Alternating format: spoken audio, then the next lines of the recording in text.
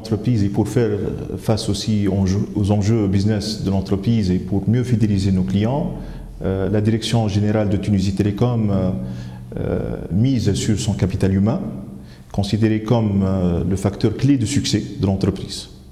Et dans ce cadre, nous avons lancé depuis 1 an et demi un grand projet de modernisation de la fonction RH au sein de Tunisie Télécom.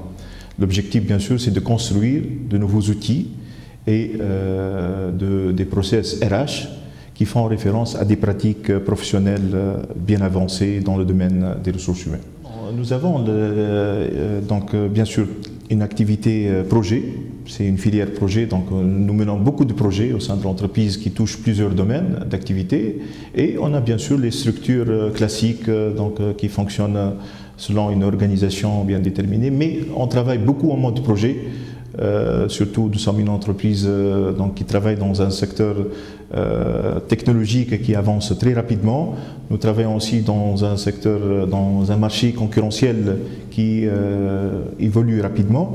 Donc, on travaille beaucoup en mode projet. Nous sommes près de 8000 agents au sein de Tunisie Télécom. La majorité de l'effectif, c'est au niveau technique. Parce que nous sommes, historiquement, nous sommes un opérateur donc, des télécommunications, donc la majorité de l'effectif c'est au niveau technique, mais nous avons un deuxième niveau, c'est le commercial, et puis le reste des autres structures, donc IT. Sur le plan régional, nous avons des directions régionales dans les 24 régions, qui ont des rangs de direction, des directions régionales, qui bien sûr, ils ont plutôt le volet exploitation des réseaux, c'est le volet opérationnel. Alors que les structures centrales, c'est plutôt le volet stratégique. La direction générale a lancé un grand projet de modernisation de la fonction RH depuis 1 an et demi, et sur lequel nous sommes en train de travailler aussi.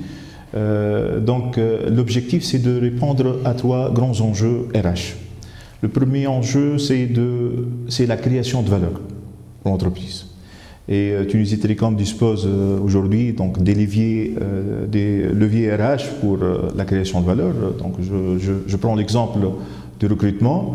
Donc, à travers le recrutement, on cherche à recruter, à attirer les meilleurs du marché pour faire la différence par rapport à la concurrence. Et cette différence qui va nous permettre de créer la valeur ajoutée à l'entreprise, que ce soit pour le client, que ce soit pour les collaborateurs eux-mêmes, et que ce soit aussi pour les actionnaires et pour la société en général. Donc la formation aussi, à travers la formation, c'est un levier aussi très important. On essaie de créer de la valeur, donc on essaie de développer les compétences pour répondre aux besoins réels de l'entreprise.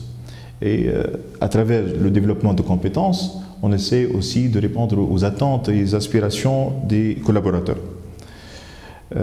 Ça, c'est un premier enjeu. Donc, on a dit c'est la création de valeur. Le deuxième enjeu, c'est l'engagement des collaborateurs. On travaille beaucoup sur l'engagement, l'amélioration de l'engagement. On distingue 3 niveaux d'engagement. Le premier niveau, c'est un engagement affectif. Il fait appel à l'identité de l'entreprise, c'est-à-dire aux valeurs de l'entreprise. Donc moi, je suis Tunisie Télécom, donc je porte et j'affiche les valeurs de l'entreprise. Voilà. Donc le deuxième niveau d'engagement, c'est l'engagement normatif. Il est lié, il fait appel à la responsabilité. Je suis responsable. Je prends des initiatives et donc je suis responsable de mes initiatives. Le troisième niveau d'engagement, c'est l'engagement de continuité. Il fait appel à la morale. La morale, c'est-à-dire que, donc j'ai dit que je suis Tunisie Télécom, je suis responsable et je ne quitte pas l'entreprise parce que ma morale ne me permet pas de quitter l'entreprise. Donc c'est un niveau plus fort. Voilà, plus avancé. Donc voilà les 3 niveaux d'engagement. Le troisième enjeu, qui est impératif aussi, c'est très important, c'est la gestion des talents. La gestion des talents, c'est à travers une meilleure reconnaissance des contributions individuelles à la réalisation de la performance collective, à travers la mise en place des meilleures conditions de travail, à travers l'encadrement, l'accompagnement, le coaching. Donc voilà les trois enjeux et les outils qu'on a construits, donc ils visent à répondre à ces trois enjeux RH. On essaie d'attirer les talents, c'est à travers bien évidemment un système de reconnaissance, un système de rémunération, à travers donc les conditions de travail à mettre en place, à travers un management qui doit être aussi à la hauteur pour donc pouvoir attirer les talents. Parce que lorsque généralement on parle de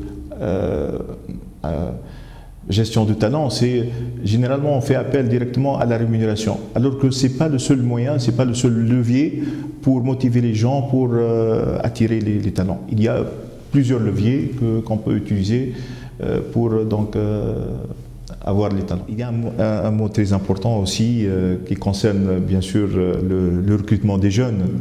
Nous, on cherche bien sûr à avoir des compétences qui soient en adéquation avec les métiers qu'on a, mais aussi, ce n'est pas uniquement les compétences métiers, mais on cherche aussi l'adéquation avec nos valeurs. Nous sommes une entreprise de service, donc les valeurs, d'une manière assez classique, c'est nous avons le sens du service, parce que nous sommes en contact permanent avec le client. Il y a l'écoute aussi, c'est très important d'écouter. Il faut avoir l'intelligence et l'agilité pour mieux comprendre les besoins du client.